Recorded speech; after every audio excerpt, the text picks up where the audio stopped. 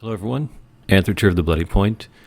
So today I'm taking a look at Dfiance, which is a game that is being released tomorrow on Steam. That is August 4th. This is a free-to-play tactical card game. This will be my second TCG after Parallel. So there are no, first thing I should mention, there's no NFTs, no crypto, anything of that nature involved. And in fact, you don't buy the cards using real money. You purchase them via gold that you earn in game.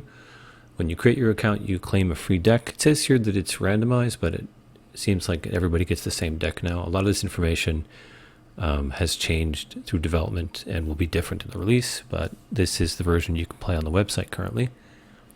So it's vastly different from the TCG that I do play, but those of you who are familiar with TCGs will probably be more familiar with the mechanics than I was.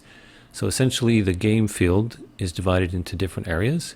It's kind of representing a battlefield, and you deploy your cards, the units, in specific areas, which I will highlight here. So you have your deck. It says here that the deck that you get, I think it's limited by 10 cards. And then the graveyard, of course, where your destroyed cards or used cards go. Then you have the rows. So the brawler row is basically melee, and then the ranged row behind it. And on the sides you have left and right flanks. Each card reduces the target ATP by one flank. Effects can be countered by okay. So that is cool. And then you have other elements which I did not see when I played. The war machine I didn't see. I think that might have been removed. Same thing for the leader avatar. I mean, there is an avatar that you can see in game, but I don't think it's actually has abilities. And then the turn button and the score. The scoring is interesting. It took me a while to understand it. Essentially, you get points for every attack or ATK point that you have in total on the board. Plus you get additional tactical points for any of the 4 fields or areas that you control or have more attack than the opponent on. There are 3 factions and then a 4th, that's universal or factionless group, which you can draw cards from. Your deck can be comprised of a faction and factionless group cards. There's a limit, I believe, of 15 factionless cards. So, you have to mix and match. And you have combinations of units and spells and various other things, artillery as well. So the mechanics, as I said, are very unfamiliar to me. So my first few games were rough, but I think by now I've got the hang of it. But I'll show you the process of me going through the tutorial. There is a map which wasn't available here. The game does include all kinds of different features which seem interesting but weren't available in this version, so it's going to have to wait until release to explore those. But there are tournaments, these are in game, and then guilds and guild wars, which is interesting. And then of course a lot of comments from various people about the game.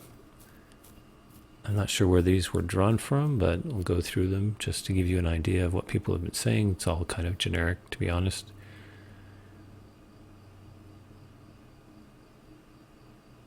Some of these people I know, some I don't. But the game doesn't have a huge footprint in, in social media, on YouTube, Twitch, etc. Although it has been in development for some time, and it does seem like, there are a decent number of people from the Discord who have been playing it for a while, and there's a lot of feedback about changes they'd like and so on. So the game has been tested to a decent degree. There is a Wikipedia, which is mainly card information, which of course is useful with theory crafting, but you're not going to find like FAQs and information on how to play or what the mechanics are. And you can play this currently just by going to the website. I'll put the link in the description, but by the time you see this, it'll most likely be out on Steam. The art is interesting. It's indicated that it's not AI generated. It has a decent style. So there's a lot that you can do You can see here that there are quests and dailies that you can do, rewards that seem to reset currently at around 8 p.m. Eastern. You can customize your avatar and your background, your title, and your frame. These use a currency called shards, which are earned in-game. I believe they will be purchasable as well, but that's the only thing that real money can do for you. It's just customization. Okay, so here you have the deck builder, and you can see this is the deck and the cards that I was given when I created the account.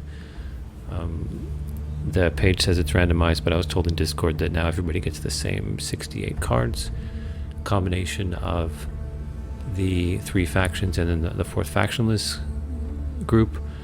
There are heroes in addition to the units, so different types of units, and the hero unit is special, and you can only have a certain number of those.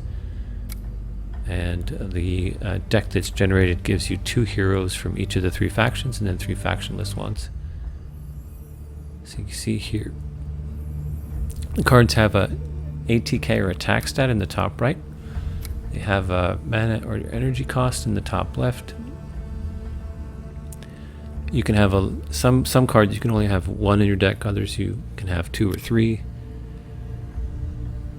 And you see the filters at the top. So brawlers, which go on the front row, and ranged, which go on the back row. And then the hero cards, which I believe, well, there are different types. Some heroes are brawlers, some are ranged.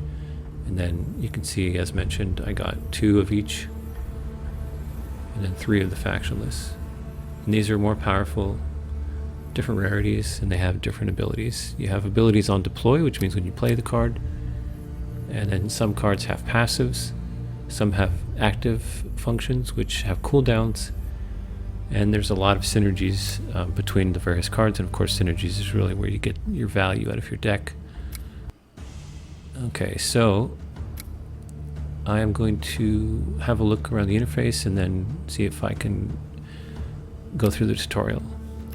The tournaments were just historical. It seems like there hasn't been some in a few weeks, and the market's not available until you hit level 4.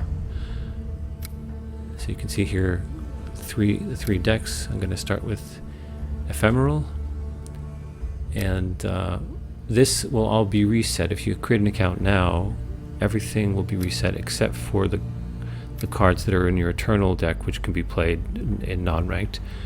Okay, so tutorial coming up. Thanks for watching, guys.